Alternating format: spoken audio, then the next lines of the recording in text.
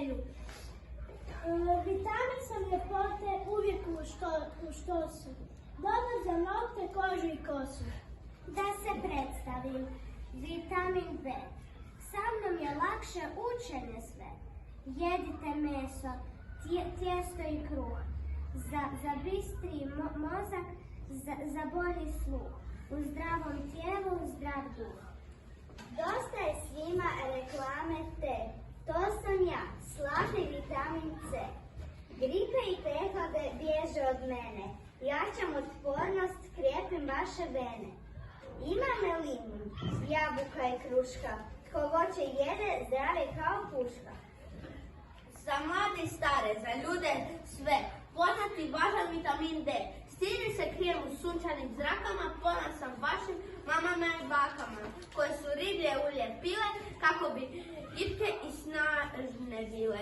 Jaki mišići, snažni i zdravi, hodajte vedro, uspravni i pravi. Jedite ribu, mlijeko i jaja i ne bježite od sunčeva sjaja. Dopustite da se predstavim. Ja sam E-vitamin. Posljednji u ovome nizu, krijem se u ukusnome grizu.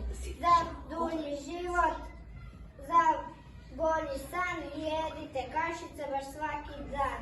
Tu je kikiriki pa maslinovo ulje, da živimo ljepše, bolje i mi. Osim vitamina, tu još nešto fali, a što biste znali? Naravno, to su minerali.